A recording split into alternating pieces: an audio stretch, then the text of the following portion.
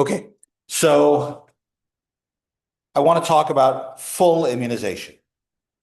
We looked for the Reddington immunization, which was just to see if we were immunized in a small neighborhood around our named interest rate. Whatever that nominal interest rate I0 was, we looked at our immunization based on that.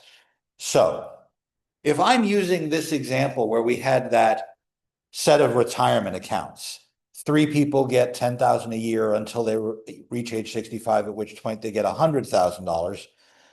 Then I can list out all the liabilities and I can create a function of I.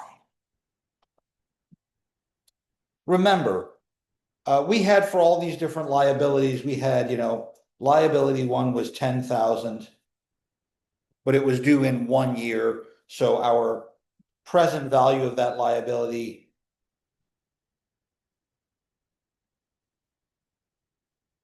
looked like that. I could string all of this together. But instead of using any particular interest rate, I can use just a general I. If I do this for all 15 liabilities and our two assets, the bonds we were going to buy, then I'll have some giant function h of I. And when I mean giant function, I mean this is, like 6 lines worth of ugly looking additions and multiplications. None of it's too particularly difficult to write down, but it sure as hell is a lot. I cheated. I already did this. We did here in this Excel sheet, we did all the liability calculations, and then we solved for what the two bonds should be, in this case at time 0 and time 15. And then I checked for the immunization with that second derivative idea. But these two numbers, the 149,000, 629,000, those are the asset values. So if I build this giant function of I that I'm talking about here, it should, you're going to love this, it should look like this. Holy mackerel. Wait a second. What's going on here? Well, we start with, I got to go all the way back over here to the left.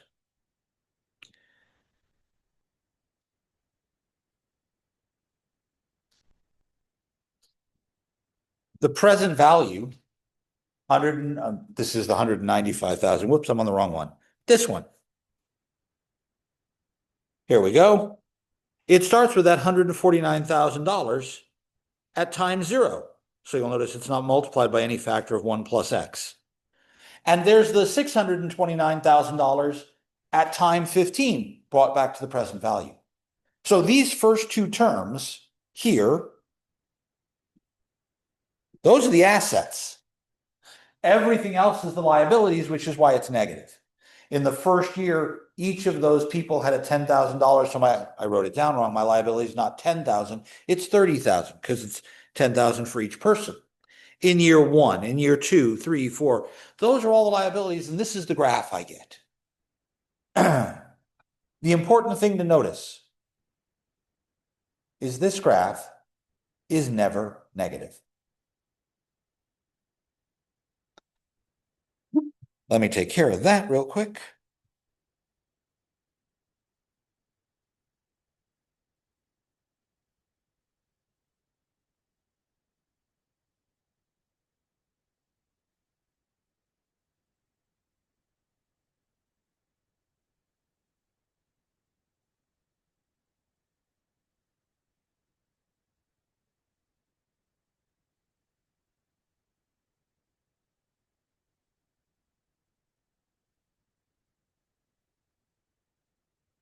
Okay, there we are, back again.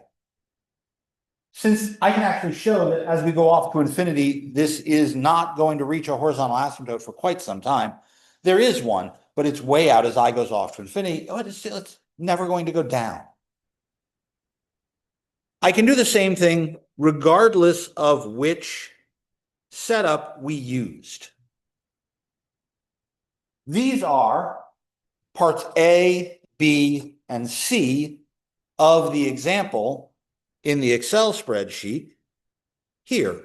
Part A, part B, where they're at 6 and 12, part C, where they're at 2 and 14.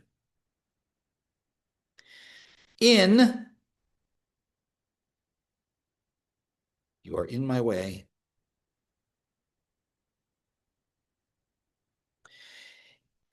Part A is the black curve. Part B is the dotted one in blue down here at the bottom. Wait a minute, that's always negative. What does it mean for that graph to be below the x-axis?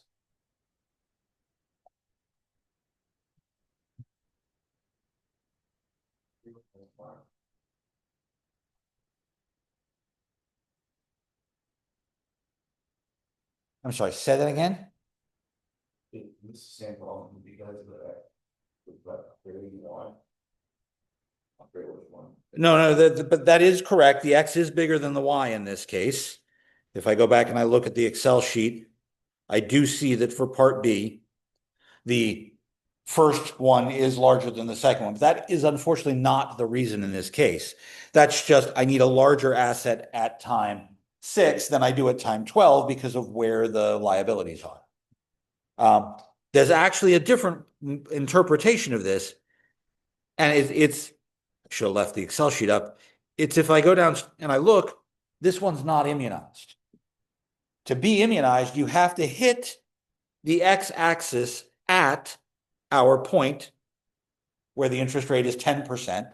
That's our x-intercept right here. But you have to be above the x-intercept so that if you change, your assets are bigger than your liabilities. In this case, if we change interest rates, our assets are less than our liabilities. So that's really a razor's edge. I can do it at exactly 10%, but I'm not immunized in case rates shift. So that B dotted blue line down at the bottom tells me, oh, this is not going to work. This is actually going to fail to be immunized for some interest rates. As a matter of fact, for all interest rates. The red one is case C. What's going on with the red one?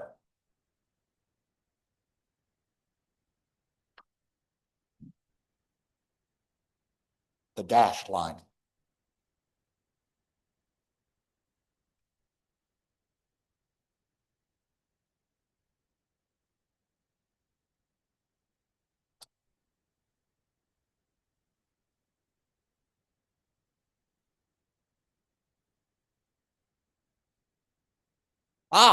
So I am immunized at 10%. If the interest rate changes by a little, I'm okay. But as the interest rates get bigger and bigger and bigger, I do not stay fully immunized.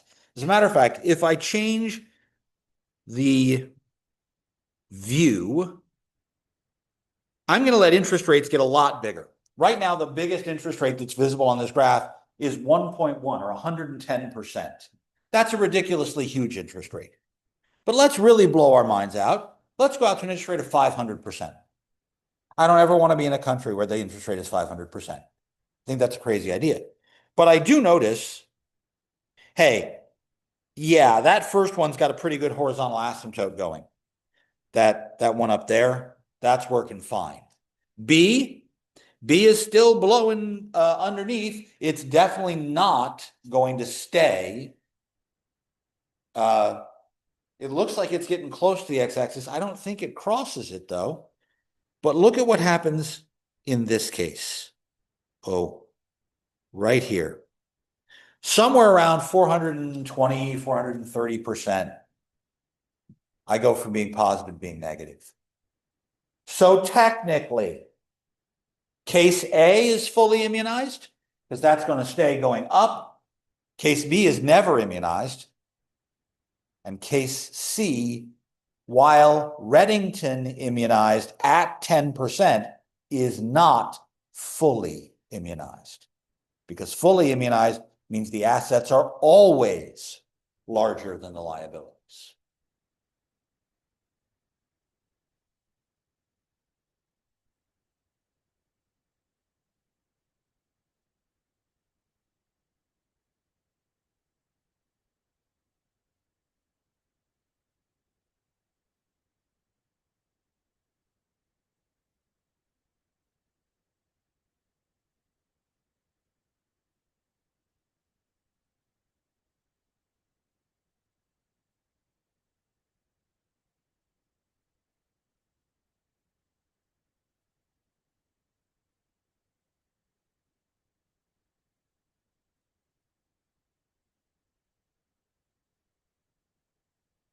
Now, I will fully admit, actually doing all of this graphing, writing out all of these is not pretty. So let's look at a much simpler case.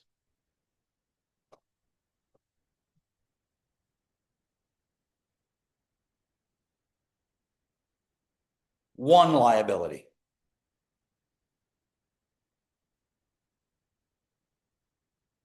LS at time S, which is a non-negative number. I have some liability. It could be due today. It could be due sometime in the future. And I'm only going to work with two assets.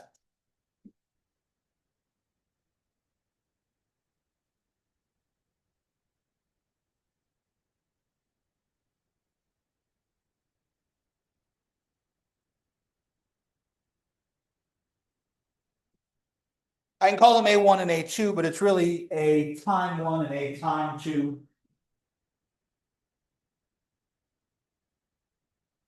And just for the hell of it, to make my life easy, time 1 is smaller than. All right. I want to satisfy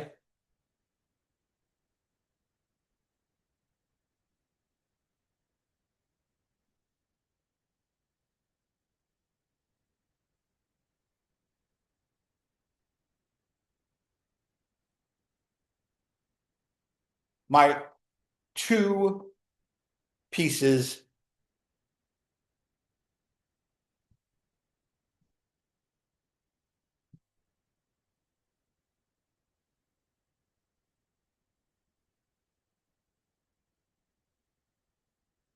for immunization.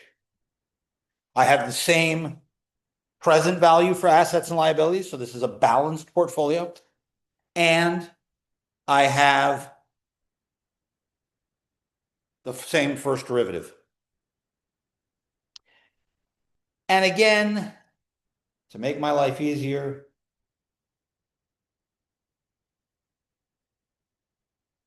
my liability is due in between my two times. This looks like our first case, therefore, was a lot less helpful.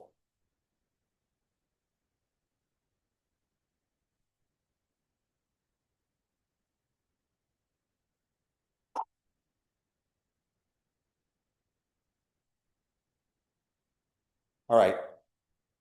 Let's take these two equations and rewrite them in terms of our three particular items. We have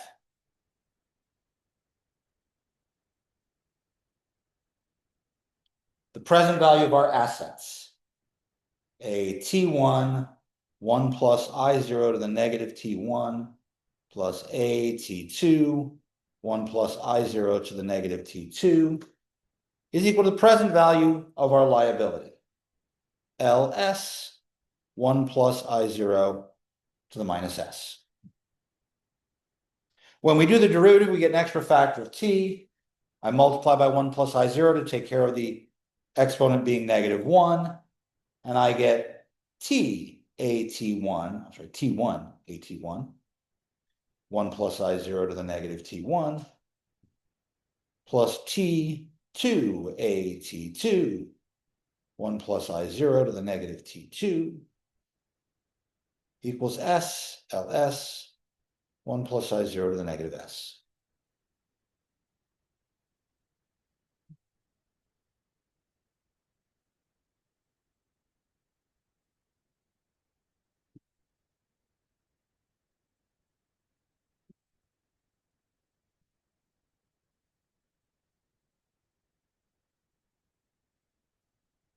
I am about to do a nauseatingly tedious amount of algebra.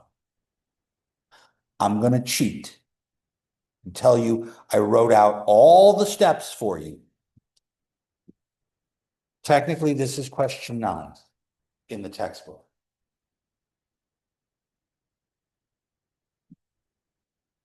Holy moly. Okay, there are the two equations I just wrote down, 17 and 18. Right here.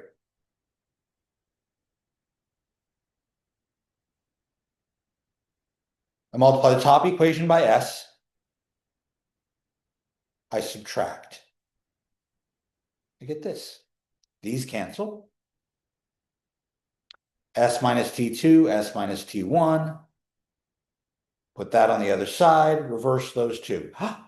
They say I want to use A and B instead of the times. They give me these two abbreviations. S minus T1 is A, T2 minus S is B. Hey, I can solve for A2 in terms of A1. If I know one asset, I know the other one. This is convenient. But now I can put that back in and solve for the liability. The book has a sign error.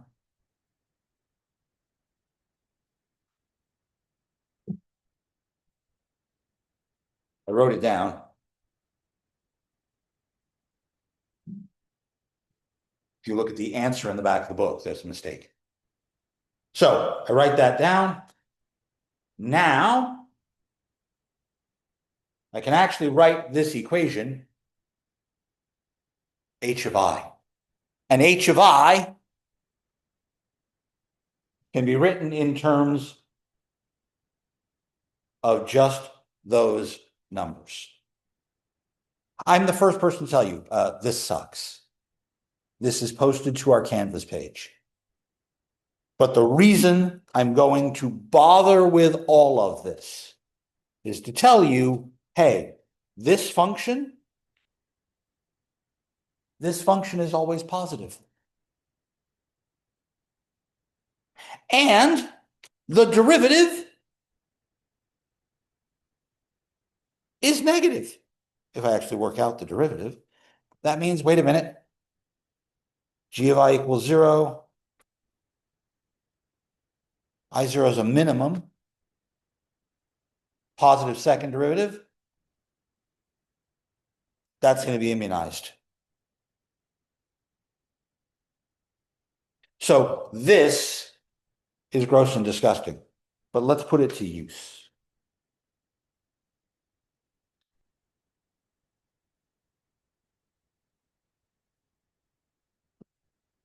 Need to copy down that equation so we have it.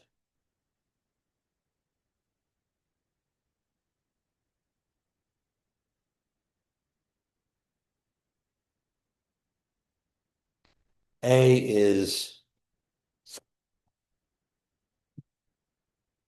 S minus T1 and B is T2 minus S.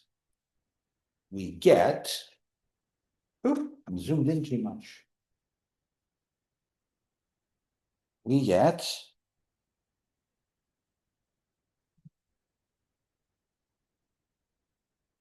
h of I equals vi to the S, at1, 1 plus I0 to the A, big square bracket.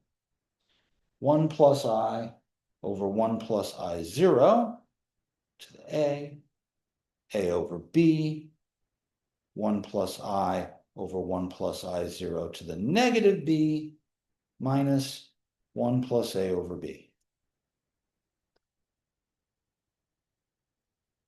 See Canvas for derivation.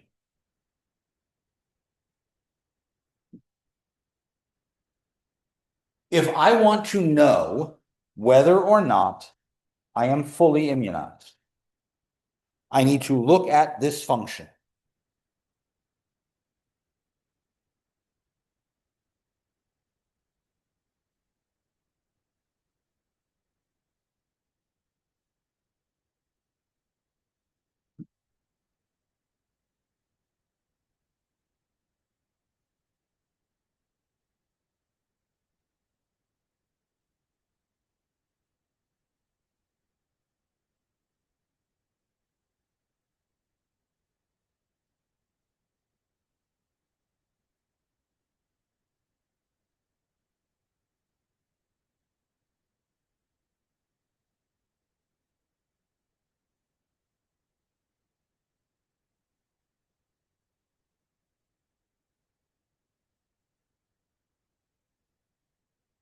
Here's an example.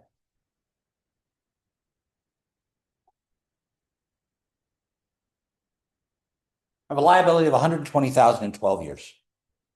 I want to buy one bond today and one bond due in 15 years so that I can immunize against this liability at an interest rate nominally of 10%. The first thing I need to solve for is the amount of these bonds.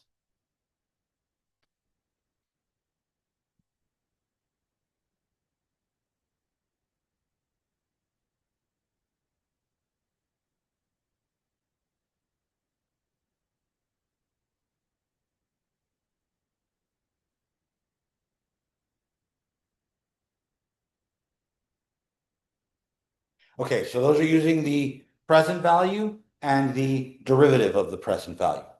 Present value says A0, 1 plus 0.10 to the negative 0 plus A15, 1 plus 0.10 to the negative 15 should be equal to 120,000, 1 plus 0.10 to the negative 12.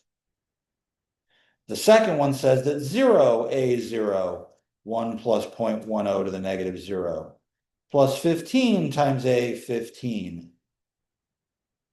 1 plus 0.10 to the negative 15, should be equal to negative 12 times 120 times 1 plus 0.10 to the negative 12.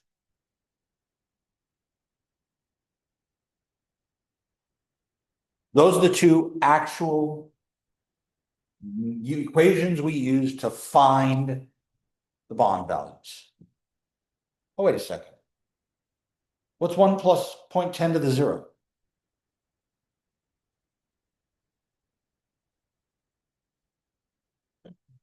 So that makes this first equation A0 plus, oh, okay, 1.10 to the negative 15, A15 equals, I need a number for this right-hand side. This 120 times 1 times 10 to the negative 12. Give me a number there.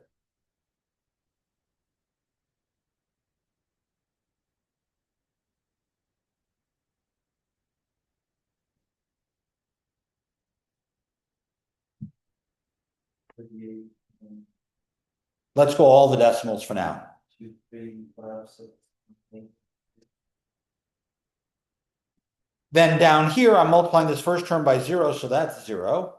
And I get 15, A15, 1.10 to the negative 15. Now multiply that number you just gave me by negative. Wait a minute, that's not negative, that's positive. I forgot I changed the sign because I multiplied by -1 over here as well.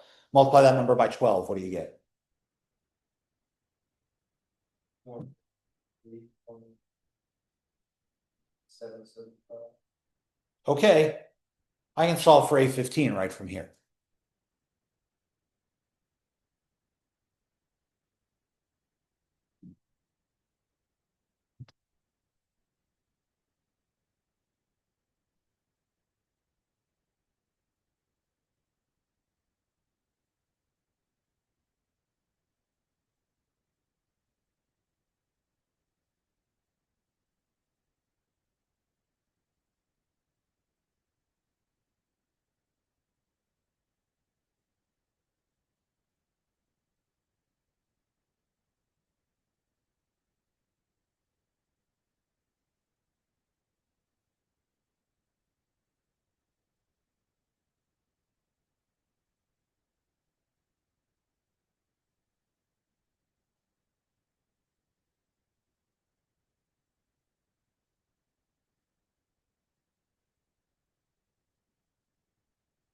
So that bond should be $127,776.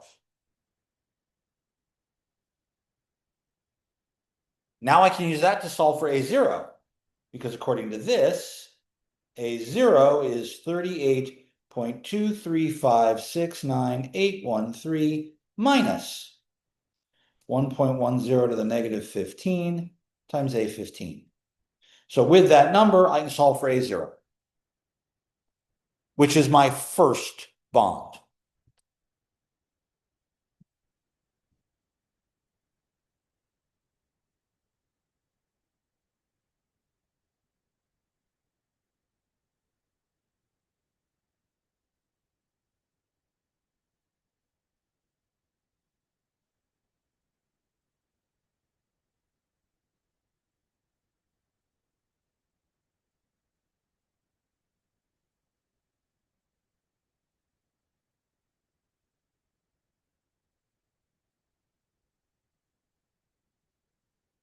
I should get a smaller number.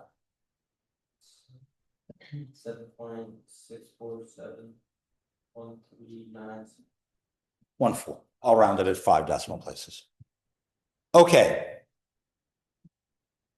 That's the first bond.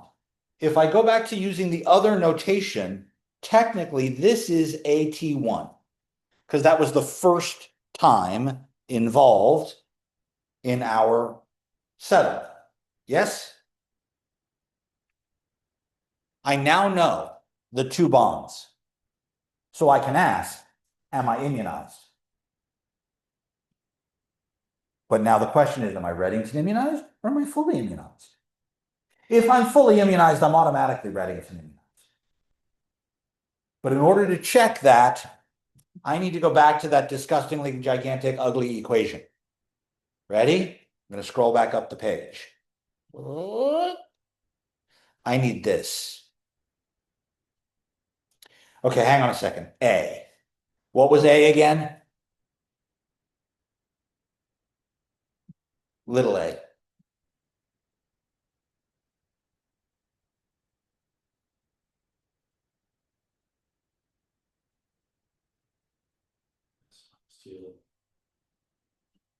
So A is S minus T1, so that's 12 minus 0. B is what?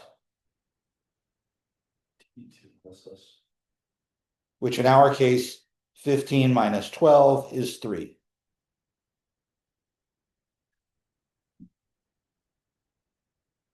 Okay, here's the gross part. H of I is 1 plus I to the negative 12 times the value of the first bond.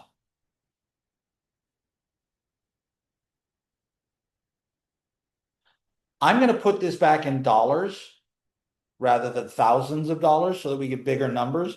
But you can either use 7.647 or you can use 7647.14, because remember, this is in thousands of dollars.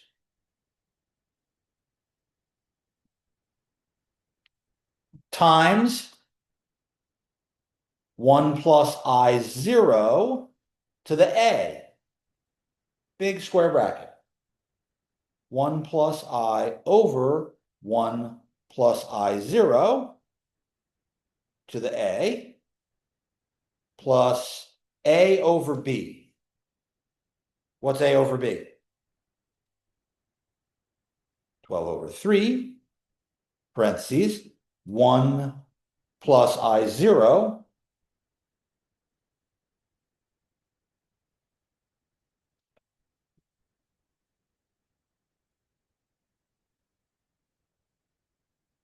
This is what happens when I move the piece of paper and can't find it again.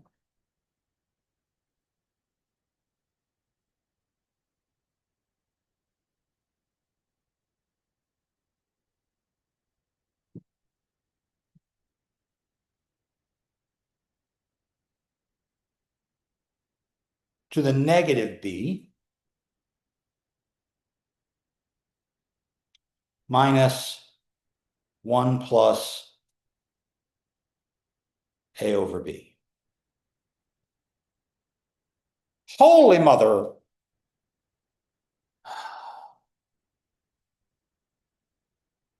Okay, people, here is the disgusting part of the problem. Graph that.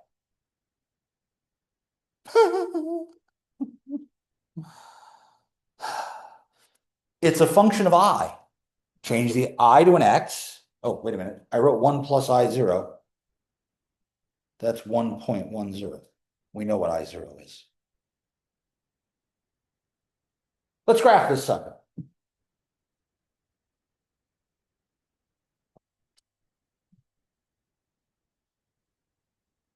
One plus X to the negative 12 times 647.14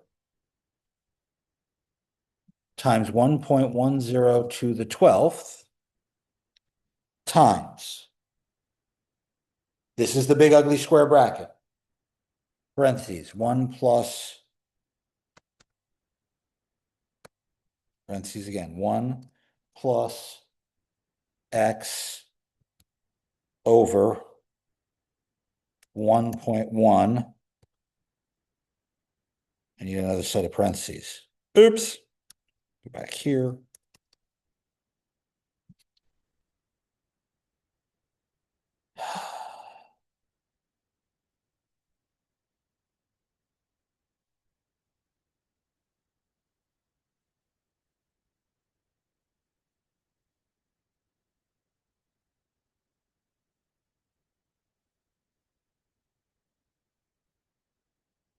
That's the A power.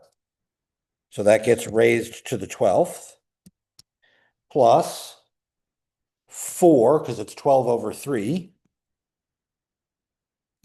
1 plus AI over 1.1 to the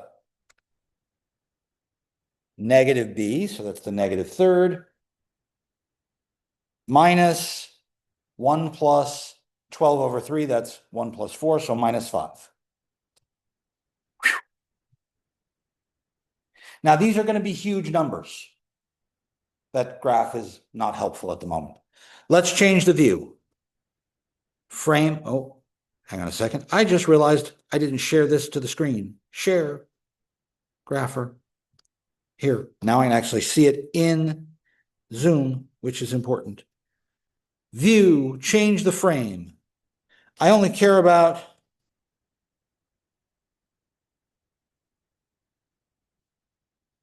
moderate interest rates. But my Y values are going to be $7 something thousand, right? I'm going to have really big Y values. Let's double that. Let's go from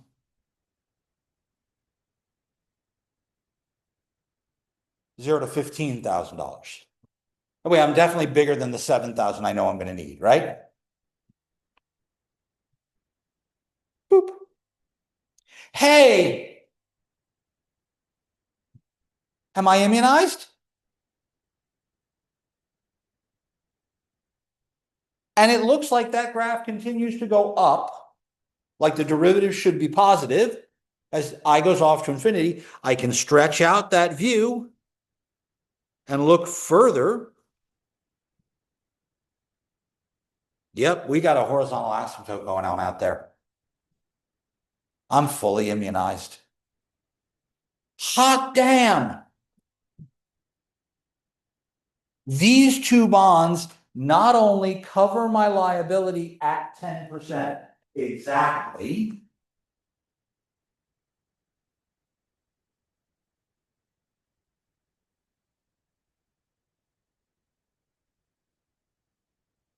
we can see it right there at 0.1. We have an exact match. But if the interest rates tweak on me, I'm still covered. If they drop, I'll have more money in my assets than in my liabilities. If they rise, I'll have more money in my assets than my liabilities. I am safe from interest rate fluctuations if the term structure changes. Buying one bond today and another bond due in 15 years, I'm covering this liability completely. In one sense, I can take that whole chain of liabilities that made up the 15 different payments I was making, and I can do them one at a time. And I can build a portfolio this way to immunize my entire set of assets, liabilities with these assets. This is fully immunized. Not just Reddington immunized. This is immunized against any change.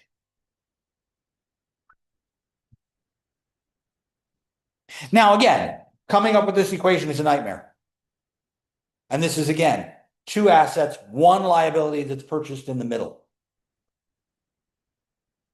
But it worked. As a matter of fact, if I know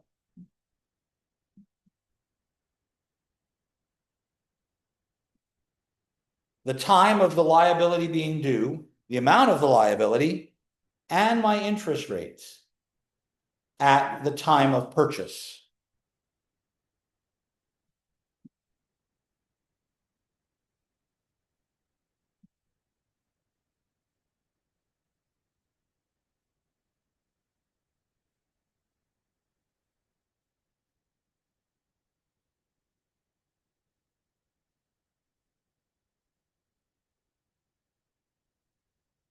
the equations I was using to solve for A1, AT1, and AT2 really had four variables in them.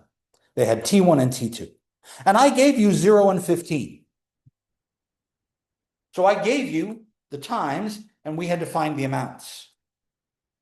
But I'm always going to have two variables and two equations. So if I know any of the two of these,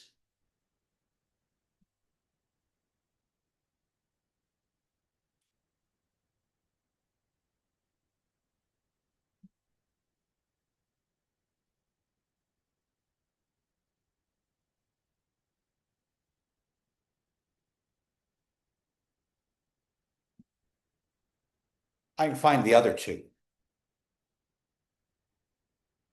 Which means you could tell me, I want to buy a bond whose value is $75,000 and a bond whose value is $40,000 to cover my liability. Can I do it?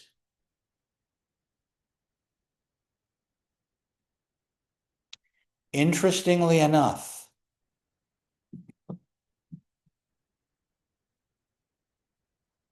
this solution may not exist or may not be unique for a fully immunized portfolio. You might be able to get Reddington immunization. You might be able to get some immunization. You might not be able to guarantee full immunization every time. There should be a unique solution. I would like there to be a unique solution, but it isn't always the case. And the problem that is assigned for homework about immunization will show you and will tell you. Sometimes we only have one solution. Sometimes we only have two solutions. Sometimes we have multiple solutions. Sometimes we have no solutions. It will show you what happens. But you'll be able to see that when you solve the simultaneous equations and you say, oh, your bond value here should be negative. Oh, your time needs to be negative 27. That doesn't make any sense. In order for you to cover this liability, you had to do this 10 years ago. You're fine.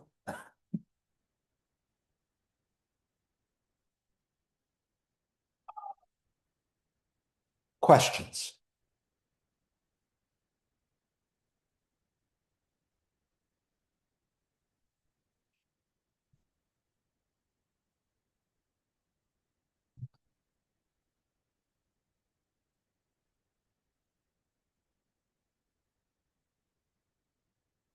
A major assumption was made in all of this.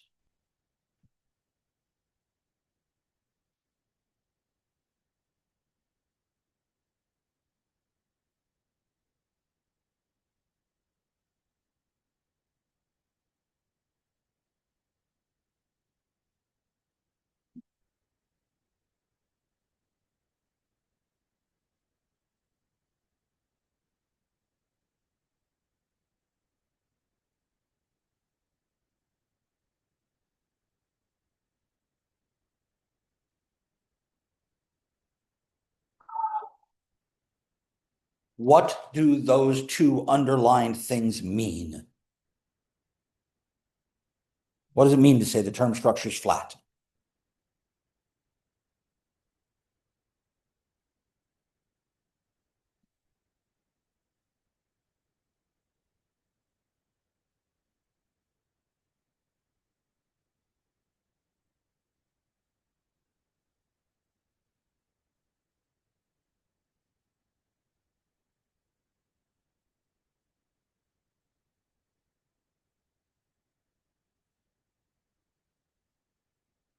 The whole way through.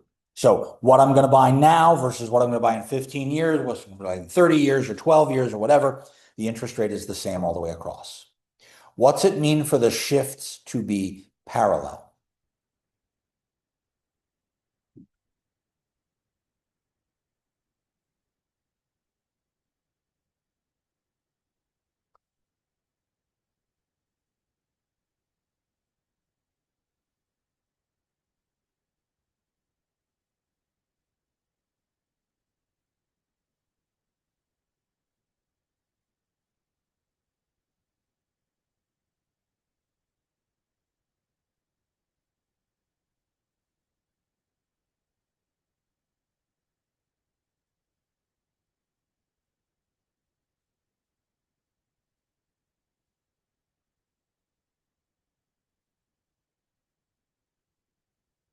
Okay, wait a minute. I'm shifting. What am I shifting?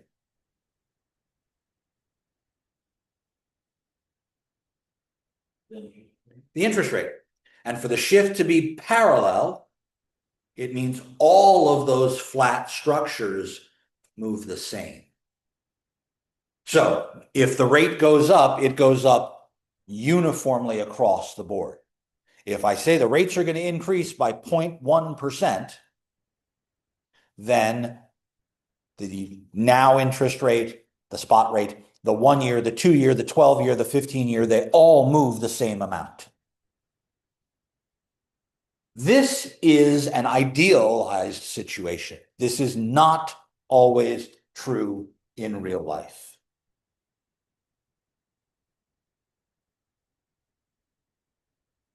As a matter of fact, I'll go so far as to say this is rarely true. And that means that my Redington immunization and my full immunization ideas are limited to flat structures and parallel shifts for now. If I had another, I don't know, 4 or 5 hours, 2 more days, 3 more days of class, we could investigate what happens in non-parallel shifts or non-flat structures. But in both cases, it may not be possible to fully immunize.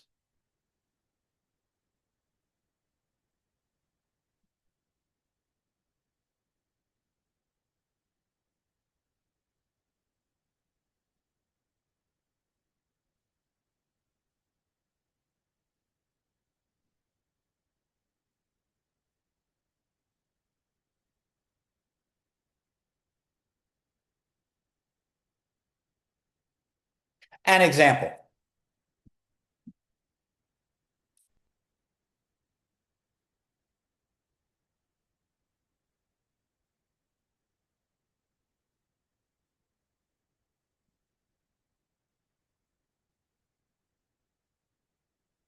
So we had an interest rate that was flat at 10%. Let's suppose we changed that and the yield at time zero, R0 is going to be 10%. but R12 is going to be 11%, and R15 is going to be 11.1%. That's not a flat shift, because today's rate didn't change, but the two different rates in the future changed, and they changed by different amounts. Okay, hang on a second. In order to immunize flat, we had a liability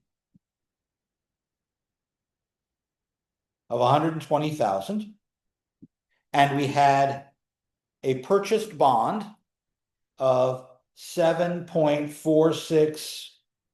I wrote it backwards again. 7.64714, and an A15 of 127.776. Right? With this non-parallel shift, what is the present value of my assets?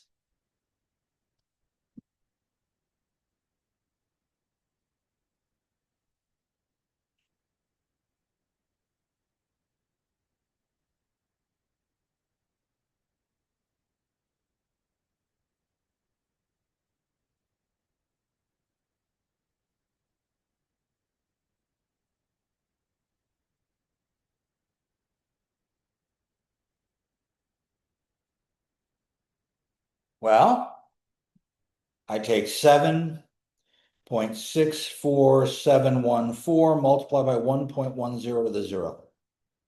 I take the 127.776 multiplied by 1.111 to the negative 15.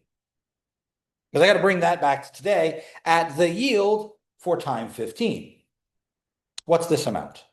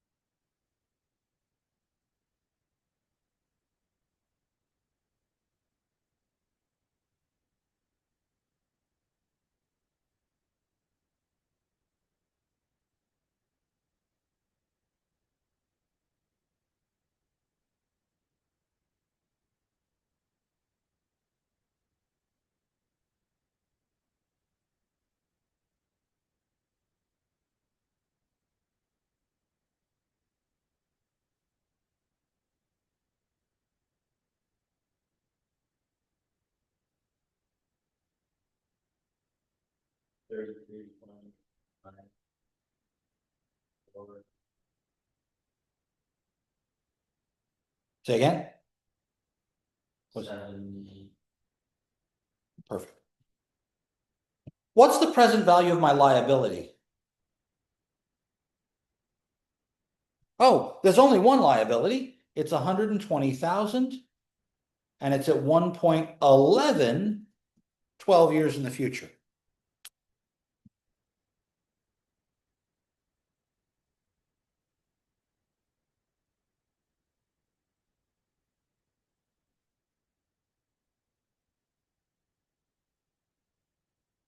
Present value of this liability is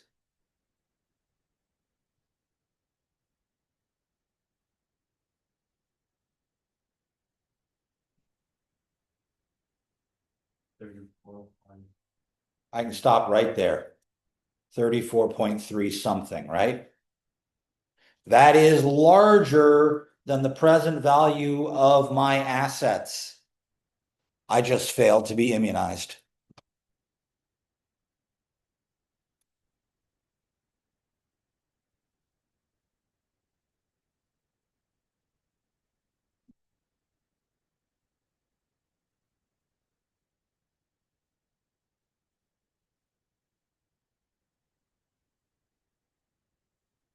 Our entire setup for this process was based on flat shifts.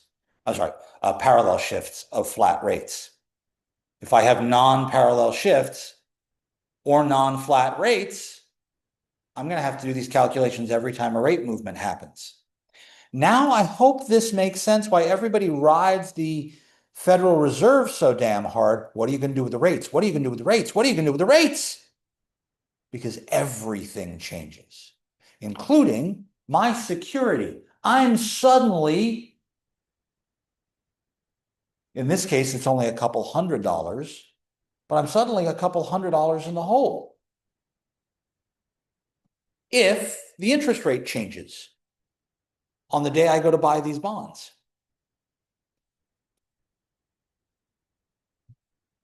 In a non-parallel way. If you are going to look at this sort of behavior on a regular basis, you're probably going to spend quite a bit of time working through different permutations of shifts in interest rates. Because your job is to keep your company safe with more assets than liabilities so that you stay in the black. Or at least on paper, you're in the black. Because it's possible as we do this that we're running a deficit at some point. We have to borrow money, but we know we have an asset coming in later that will cover it. That's the goal here, is to say that, oh, today, on paper, I have more assets than liabilities, and that's not true in this case. The rest of this chapter is devoted to non-parallel shifts and non-flat structures and the way in which we do this, and this is why I do all this crap on computers. But I'm not going to cover that in the 20 minutes we have left today. I would cover it in another semester or another week, but I don't have either of those. So this is the end of the material I'm going to cover. You have one last assignment due. I moved its time to Monday at 4 o'clock. It is your choice. You can scan it and email it to me. I will be upstairs in Boyle, 3rd floor, giving a final exam early to a student Monday at 4 o'clock. If you want to physically bring it to me before then, if you want to slide it under my office door, that's up to you. Office hours. I have at the moment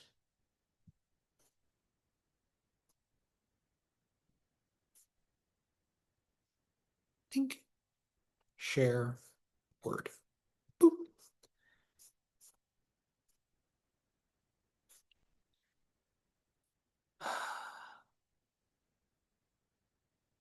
Absolutely nothing on Thursday except lunch before our exam. So do you guys need or want me to be available for any sort of a discussion on Thursday? Maria, you said something about having the linear finals. That's right before mine? Yeah. So we're probably looking at Thursday morning, but I can be available literally just about any time Thursday morning. So would like I've got on Tuesday, 9 to 11:30, would that work as well? Yeah. And I'll just be over in the enrichment center, and anybody want to come by, I'll have your assignments all graded. You can pick them up, whatever else you need from me. Does that work? Yeah. Okay, then I'll add that to my office hours. You'll get an email copy of this later today. All right? So, Thursday at 9 to 11. Right, 9 to 11:30, just like on Tuesday. I'll move it over there, I'll copy it, and then we'll be able to, I'll know that you all, if you want to come see me, that'll be the time to do it. All right?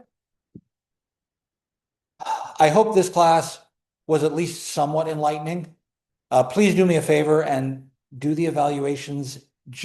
I don't even know if they're going to go through because of how small this class is. They might not give me any statistical summary, but at least they'll give me your free responses. And then I'll know what changes I need to make because you all were my guinea pigs. And I've never done this before. So thank you. I will see you all next week. If you've got questions, come bug me.